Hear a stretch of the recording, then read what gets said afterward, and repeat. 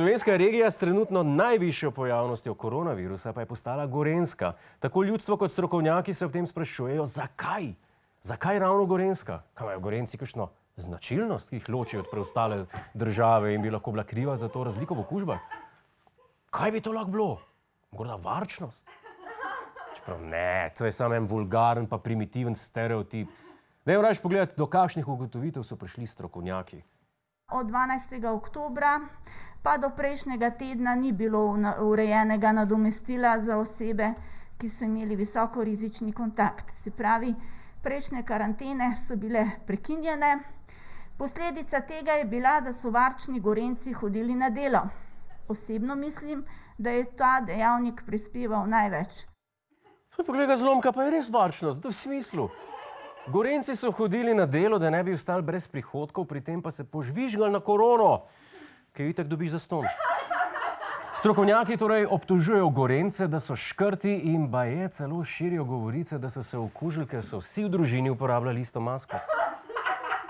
Jaz osebno ne verjamem, da je varčnost edini razlog. Zdaj so bili še kakšni drugi viri okužb. Come on. Kot epidemiologinja sem anketirala ljudi, anketiram in poznam zadeve. Bili so rojstni dnevi, abrahami, poroke, skupinski športi, posamezne prireditve, druženja pred bloki na igriščih in še marsikaj. Vzamem nazaj, varčnost je edini razlog, pika, amen. Gorenjci so hodili na rojstne dneve, abrahame in poroke, torej na edine dogodke, ki so brez stopnine. Je pa res, da se tam spodob, da slavljencu prineseš darilo, ampak bodimo iskreni, tega ponavadi za svoj rojstni dan itak dobiš nazaj. Gorenjska je torej prejemnica nagrade za najbolj okuženo regijo meseca novembra, to laskavo titulo pa utegne izgubiti že prihodnji mesec, saj obeti niso najbolj rožnati. Epidemiologi po drugem valu ob koncu letošnjega leta pričakujejo še najmanj tretji val okužb, če bo cepivo dostopno na začetku prihodnjega leta. Prav ste slišali, mi sploh še nismo premagali drugega vala, pa že govorimo o tretjem. Kar je približno tako, kot če bi v kvalifikacijah izgubljali 2-0, vmes pa delali taktiko za finale. Ker nas očitno čaka huda zima, je pred kamere ponovno stopil oče naroda, premier Janez Janša, da bi nam svojimi besedami dvignil moralo ter nas združil in pojedinil, kot to zmore le on.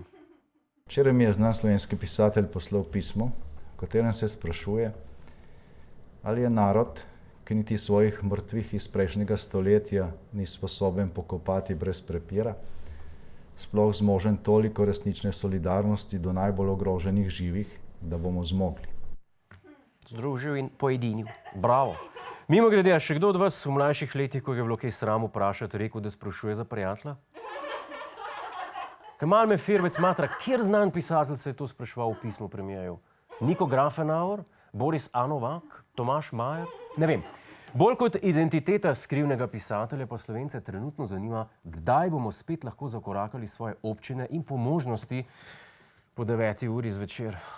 Član strokovne skupine dr. Aleš Rozman bo, kot je napovedal, vladi svetoval, naj ukrepe obdrži, dokler ne bodo dnevne številke novookuženih dvomestne. Aha, ukrepi ostajajo, dokler ne bodo številke dvomestne, se pravi do pomladi. Z malo sreče 2021.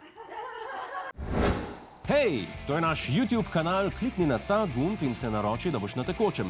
Polajkaj pa nas tudi na Facebooku in na Twitterju, pa na ulici, pa na kakšnem javnem WC-ju.